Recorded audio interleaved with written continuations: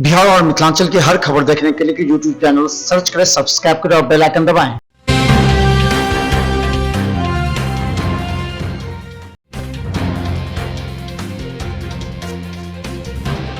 संविधान दिवस के अवसर पर प्रधानमंत्री नरेंद्र मोदी ने संसद में संविधान दिवस पर अपने उद्गार व्यक्त किए। प्रस्तुत है बिहार मिथिला न्यूज दिल्ली संभाग की एक विशेष रिपोर्ट।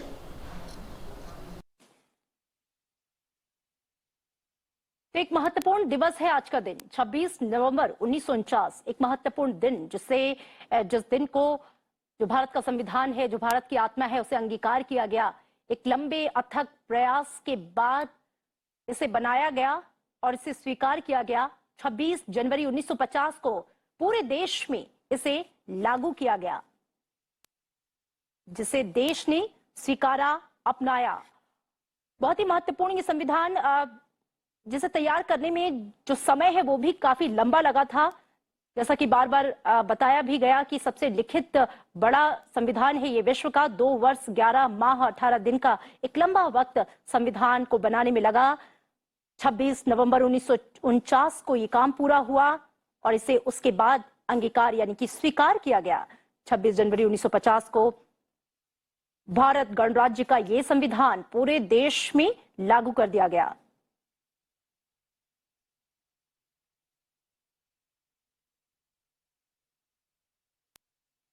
आपको बता दें कि संविधान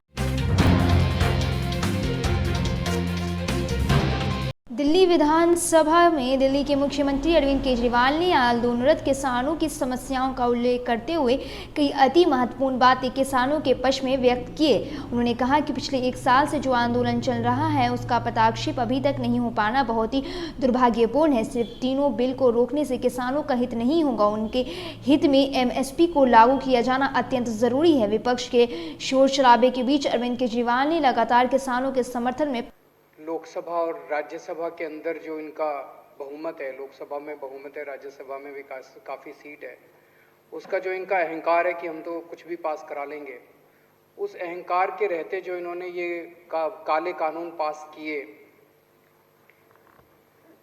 इनको लगता था कि किसान आएंगे, थोड़े दिन आंदोलन करेंगे, चीखेंगे, चिल्लाएंगे, फिर घर चले जाएंगे। पिछले साल 26 नवंबर को यह आंदोलन दिल्ली के बॉर्डर पे शुरू हुआ। आज पूरा 1 साल हो गया और उनका आंदोलन सफल रहा। सबसे पहले मैं देश के किसानों को तहे दिल से बहुत बहुत बधाई देना चाहता हूँ। इस आंदोलन में सब लोग शामिल हुए, कोई प्रत्यक्ष रूप से, कोई अपने अपने घर से दुआएं भेज रहे थे। जो भी इस देश का भला चाहते हैं, सबने इस आंदोलन का समर्थन किया। मुख्यमंत्री नीतीश कुमार अब पूरी तरह से बिहार के गांव से लेकर शहर तक अवैध शराब की बिक्री को जलमूल से उखाड़ कर फेंकना चाहते हैं। वह निषेध के कार्यक्रम में पूरी टीम में 3 मंत्रियों की टीम अधिकारियों की टीम के साथ पूरी तैयारी करके आए थे और उन्होंने अपना स्मरण सुनाते हुए कहा कि 20 से 15 में चुनाव के दौरान जनसभा को संबोधित कर रहे थे। उनका संबोधन पूरा हो चुका था तो कुछ महिलाओं ने उन्हें आवाज़ ठीक से समझ नहीं पाए थे। विजय कुमार चौधरी, जो कि तत्कालीन शिक्षा मंत्री जदयू नेता, से पूछा तो उन्होंने कहा कि शराबबंदी के लिए महिलाएं आपसे विनती कर रही हैं। उन्होंने कहा कि उस दिन उन्होंने अपने मन में ठान लिया था कि शराबबंदी को जड़मूल से उखाड़ फेंकेंगे। महिलाओं के बीच से आवाज आने लगी तो मैंने देखा कि कुछ बोल रही है शराबबंदी को लेकर के। तो यहाँ पर तो लेसी सिंह भी हैं, श्रवण कुमार भी, सब लोग तो उस मीटिंग में उस समय भी मौजूद थे। तो हमने इन लोगों से भी पूछा कि भाई क्या बोल रही है, तो लेसी सिंह ने भी बताया कि कह रही है शराबबंदी लागू। तो हम सीधे लौट करके फिर चले आए और हमने कहा कि भाई देखिए, अब अगर इस बार चुनाव होगा और फिर बिहार के लोगों ने मुझको काम करने का पुनः मौका दिया तो हम निश्चित रूप से शराबबंदी लागू कर देंगे। एक वाक्य हम बोल करके बैठ गए और उस बात का कितना ज्यादा लोगों के बीच में इसकी जागृति गई, सब लोगों को इस बात का एहसास होने लगा और हम सार्वजनिक रूप से कुछ और बाहर कुछ नहीं कहते थे।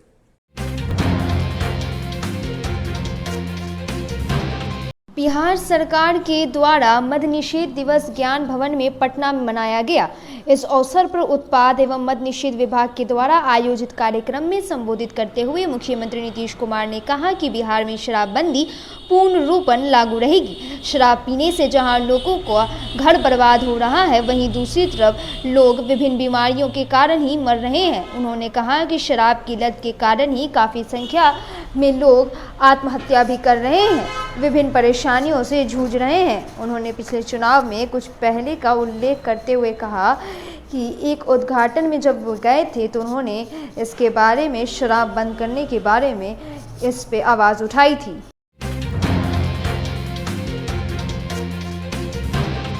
आम आदमी पार्टी बिहार प्रदेश के द्वारा पटना में तिरंगा यात्रा का सफल आयोजन किया गया। इस अवसर पर 50 बड़े एवं छोटे वाहनों पर देश का झंडा लिए आम आदमी पार्टी के कार्यकर्ताओं ने वाहनों की जुलूस के माध्यम से जयप्रकाश गोलंबर पर पहुंचे और वहां एकत्रित होकर जयपुर धनी की जयप्रकाश जी के तैलचित्र पर माल्यार्पण किए। इस अवसर पर दिल्ली बुराड़ी के आम आदमी पार्टी के विधायक एवं बिहार की आम आदमी पार्टी के प्रभारी संजीव झा ने तिरंगा यात्रा की नेतृत्व किया। उन्होंने कहा कि देश की रक्षा एवं बिहार में स्वच्छ प्रशासन हमारे राष्ट्रीय अध्यक्ष अरविंद केजरीवाल ने नेतृत्व आम आदमी पार्टी में दे रखी है।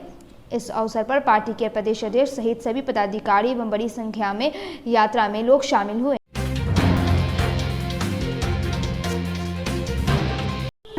आदर्श नगर में बरौला जिले में झुग्गी सम्मान यात्रा के तहत दिल्ली के प्रदेश अध्यक्ष आदेश गुप्ता ने पूरी अपने लालच की टीम के साथ बटाला गांव में झुग्गियों की गली गली का दौरा किया और उन्होंने वास्तु की स्थिति से अवगत हुए। उन्होंने वहां पाया कि दिल्ली सरकार के आश्रम में सुधार बोर्ड, दिल्ली जल बोर्ड और अन्य विभागों के द्वारा कोई भी कार्य नहीं किया गया है, सिर्फ इनका वोट लेकर इनकी इमेज को बस दिखाया गया है। इस अवसर पर जिला भाजपा के द्वारा यात्रा को संबोधित करते हुए कहा गया कि प्रधानमंत्री नरेंद्र मोदी जी लगातार देश के चतुर्दिक विकास में लगे हैं। उन्होंने जब सत्ता प्राप्त की, प्रधानमंत्री बने थे, तो उन्होंने कहा कि सभी गरीबों का सम्मान करना उनका परम कर्तव्य होगा। उन्होंने घोषणा की कि प्रत्येक झुग्गी में एक भाजपा का सेवा केंद्र खुलेगा और इस सेवा केंद्र में लोग अपनी शिकायत दर्ज करा सकते हैं और उनका तुरंत निष्पादन भी किया जाए। जिन लोगों को वैक्सीन लग गई है, अपना हाथ खड़ा कर करके बताइए कि किनको किनको वैक्सीन लगी है। आपको नहीं लगी है तो हाथ खड़ा कीजिए। लगी है तो सबको लग गई है वैक्सीन, जोर से बोलिए। ये वैक्सीन किसने लगवाई है आपको? किसने? नरेंद्र मोदी जी ने। तो आप एक बार जोरदार ताली नरेंद्र मोदी जी के लिए बजाइए।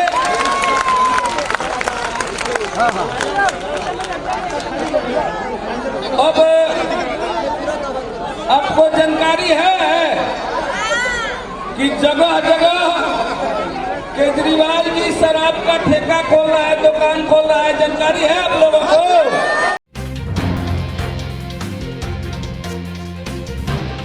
केंद्रीय जलवायु मंत्री अश्विनी चौबे ने कहा कि पानी बचाने से ही सबकी भलाई होगी।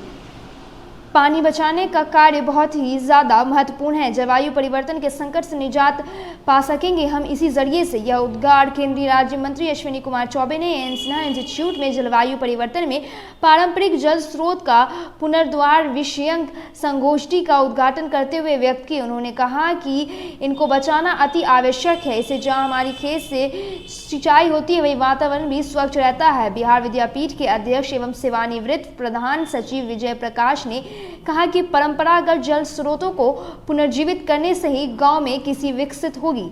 जूलॉजिकल सर्वे ऑफ इंडिया के संयुक्त निदेशक डॉक्टर गोपाल शर्मा ने कहा कि पेड़ पौधे लगाकर ही जल स्रोतों को सही बनाना चाहिए। बिहार के पूर्व डीजीपी एसके भारद्वाज ने भी पेयजल संकट से वैश्विक समस्या करार देते हुए जलवायु स्रोतों के संरक्षण की बात करा। श्रमदान से ही लोग अहर पाइन को संरक्षित कर रहे हैं, लेकिन इसमें सरकार को पहल करने की जरूरत है कि जितना अहर पाइन है उसको हम लोग संरक्षित करें और उसको प्रॉपर्ली संधारित करें, ताकि इससे बहुत बड़े इलाके में ये हो सके, मतलब सिंचाई हो सके। इसमें एक और फायदा यह है कि इससे ग्राउंड वाटर का भी रिचार्ज होते रहता है, इसलिए यह क्लाइमेट चेंज के लिए भी बहुत आवश्यक है। बहुत बहुत धन्यवाद। माननीय विजय प्रकाश जी हैं हमारे साथ में, IAS रह चुके हैं और बिहार के वरिष्ठ प्रशासनिक पदाधिकारी के रूप में इन्होंने काफ़ी समाज का कार्य भी किया है और आहर पाइन को बचाने के लिए यहाँ एक संगोष्ठी का आयोजन है। उसमें केंद्रीय